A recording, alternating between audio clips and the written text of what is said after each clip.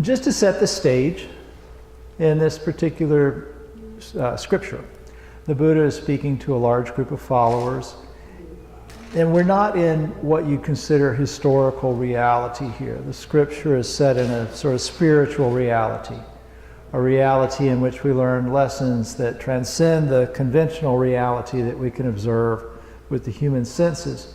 So things like space and time in the usual sense aren't really applying in this particular realm. So in chapter 6, 8, and 9 are called the prophecy chapters. The Buddha is prophesying that different people are going to become Buddhas in the future. We talked about chapter 7 last week because it doesn't quite fit into the flow of these. So in chapter 6, the Buddha starts talking about this one follower, Mahakassapa. And he was probably a real historical person. In traditional Buddhists, in ancient Buddhism, he's referred to as being one of the original followers of the Buddha. But the Buddha is talking about him here in this sort of non-conventional, transcendent way. And he explains that Mahakassapa is going to become a Buddha. And he talks about how this is going to happen. And he says he will offer alms and enter the presence of 310,000 million Buddhas. So I got out my calculator and tried to figure out what 310,000 million was. I think it's 310 billion. It's a bunch anyway. So we're talking about a lot of Buddhas. And the Buddha says he's also going to carry out a number of important spiritual practices meticulously and practice every conceivable kind of wisdom. And after all of this, he's going to become a Buddha called Light Bright Tathagata, living in a Buddha land named Light Virtue. And then he describes this Buddha land. He says the land will be pure and clean, the ground of lapis lazuli, many jeweled trees will line the roadsides, and those who see it will rejoice.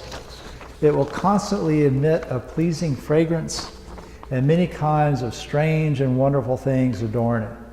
The multitude of bodhisattvas, of liberated followers that live in this land will be beyond calculation, and they will all uphold and embrace the great way. So I was talking to somebody about this week and about what I was going to say today, and they wondered, this description of jeweled trees and ground made out of semi-precious stones and all of this kind of stuff. I said, how does this jive with the traditional Buddhist story of the noble search and renunciation? What does this have to do with a prince who left behind the life of wealth and sensual pleasure to go into homelessness in order to gain release from the cycle of suffering? And I think that's a very good question, and that may be one of the things that we can look at as we're reading this sutra. And to kind of bring understanding of this, there's a sutra in the Pali Canon called the Deva Duta Sutta. And I think that this might bring us a sense of what we're talking about here, but coming from a very different direction. So in that sutra, the Buddha is talking to a group of monks, and he tells a parable about a man who lived a very selfish and uncaring life. And so after his death, he's taken before Yama, the king of hell, to be judged. And the king asked him, how come you live so wickedly? Didn't you see the divine messengers that were sent to you for instruction? And he goes through this list of divine messengers that the person should have seen, but he didn't recognize. He had seen a baby suffering through birth. He had seen an elderly person miserable in old age. He had seen people racked with the pain of illness and disease, and criminals being punished, and people undergoing the pain of death. Well, these were the divine messengers, but he didn't recognize himself in any of them. And through all of that, through seeing all of that, he had been heedless of the results of his actions. And so as a consequence, the man experiences a series of rebirths in hells, and they're described in great detail in this particular sutra. And these hells would rival Dante's Inferno in terms of sheer horribleness. So you look at that and you wonder, what is this Buddhism stuff with all this people being judged and having to be reborn in these hells and all that stuff? But if you look a little deeper and you see that the point of this scripture is that our heedlessness causes suffering for ourselves and others. And what we do that causes suffering expands. When we practice unkindness, that makes us less kind. And we're also communicating that to other people. So think about it. How much suffering can one person's greed and hatred and heedlessness cause? So I was thinking about this. I remembered a comic strip that I saw once where this man gets yelled at by his boss at work. And so he's in a bad mood, and he goes home, he takes out his bad mood on his wife, and then the wife is short-tempered with their son.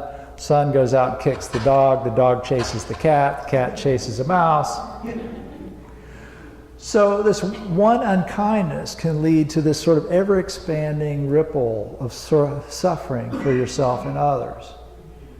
So think about the boss. What if he had to experience all the results himself of his moment of unkindness, of yelling at the guy?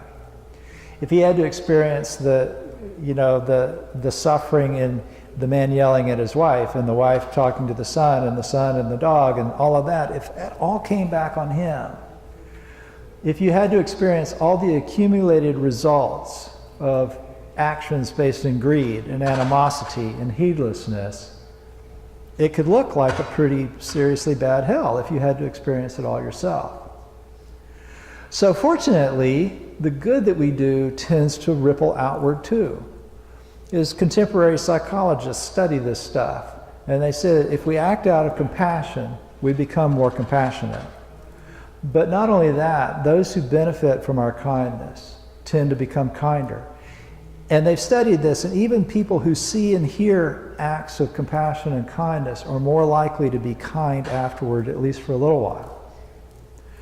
So it's not necessary for Mahakassapa to personally visit billions of Buddhas. He devoted his life to developing wisdom and to kindness. And so reverence for one Buddha becomes alms and offerings to countless Buddhas. And it's the same to you. If you come here and you bow to the Buddha here with real sincerity, letting go of pride and resentment and avarice and all of those delusions of ego, and embracing generosity and compassion and kindness, then when you bow to this Buddha, you're bowing to countless Buddhas. And wisdom tends to accumulate too. You'll notice as you start to practice, when we work hard to let go of delusions and see life as it really is, then we see more and more clearly over time. So try to imagine what the results of developing that amount of wisdom and compassion might look like. And I would guess maybe it would resemble a heavenly Buddha land with jeweled trees and lapis lazuli soil and things like that. So I encourage you to read this. I'm not going to go into chapter 8 and 9 too much, because the Buddha really is kind of continuing this dialogue, this idea that goodness leads to more goodness, and everyone is moving toward liberation. But I hope you take the time to read these, because he goes into a lot of detail about how different followers, including his son Rahula and his cousin Ananda, realize the results of their own diligence. And that might give you some ideas about your own practice. There's one thing in chapter 8 that I also want to mention. The Buddha in this chapter has prophesied enlightenment for 500 followers. And then one of them, in gratitude for this, says, this kind of reminds me of another parable. And in this story, a wealthy man invites a friend over for dinner. The friend is very poor. And so they eat and drink a lot of great food and all of that, and the friend falls asleep. Well, the wealthy man has to leave on business. But before he goes, he sews a priceless gem into the hem of this poor friend's robe. Well, eventually the friend wakes up and realizes that the wealthy man is gone, so he takes his leave, goes on his way. And he travels around the country trying to eke out a living. Like I said, he was very poor, so he's struggling to try to subsist. And after some time, he happens to run into his wealthy friend again. And the friend says, "Why are you struggling like this? Don't you know I sewed this expensive, priceless priceless jewel into your robes? Take it out and exchange it for goods, and you'll never experience poverty again. So a lot of people come to us to talk about Buddhist practice, and most of them are grieving, or they're anxious, they're depressed, things like that, and they're looking for relief from those feelings, and that's fine. Buddhism is very good for helping to deal with that. But there's more too. There's a priceless gem hidden inside the hem of that practice. So the Buddha is like this rich friend. He gives us what we need to be free from suffering for good. We just have to be aware that we're carrying around this jewel of supreme perfect enlightenment and put that to good use. So thank you for your attention.